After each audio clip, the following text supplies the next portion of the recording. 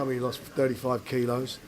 He's still 2.5 stone overweight. I think if he'd had less weight on him, he may wind up stopping Lyndon.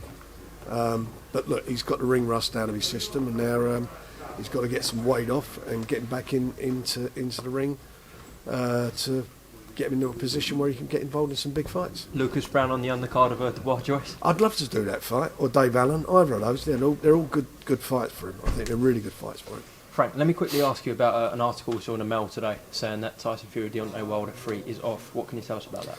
Well, the situation is that he will fulfil all his contractual obligations, and he's told me categorically that he wants to fight this year.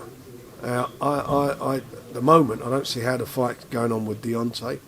That's the conversations we've had. It's not on, so he will fight, and if it doesn't go on this year, then Tyson's basically said knock it on the head.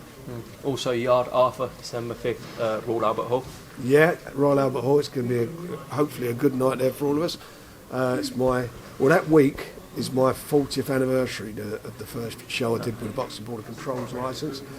That was on the 1st of December in 1980, so we got the 28th of November, the big heavyweight fight, which is a cracking fight between Triple D and the Juggernaut, so I'm looking forward to that one. And then we're the following week at the Royal Albert Hall, and we've announced one fight, and there'll be a lot of other fights on the card, which I hope everybody will enjoy. Don't forget Heffron Bentley too as well. That's on. That fight will be on, and that's on again in November. Okay, Frank, well done another night. Catch up soon. Thank you, young man. Just look after yourself. So Thank you, Frank, just going off what you're saying there, how long do you know we'd have to wait for this WBO decision to come into place for Liam Williams? It's immediate.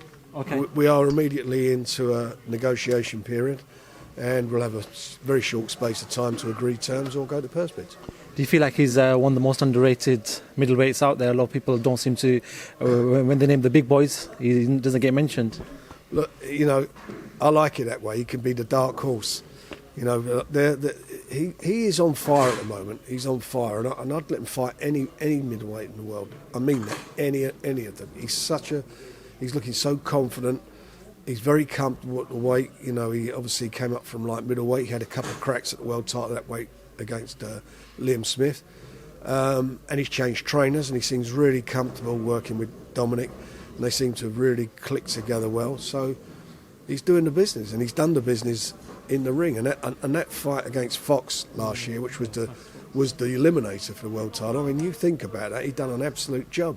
He looked brilliantly. Just talking about, I was talking to Nathan Gorman. He wants to fight the undercard of Joyce Dubois. When are we going to hear about the undercard of Joyce Dubois? He won't be on that undercard. He won't. No, he won't. But we're sorting that out, and you should get all the details of that next week. How good is it just to get good fights over the line? For example, Dubois, Joyce, you've got Yarde, Lyndon, Arthur finally got a date. Rematch with the Heffron, Mark Heffron's fight with Denzel Bentley. That rematch is done. We're making the fights. We're making fights with our fighters. Our guys are fighting each other.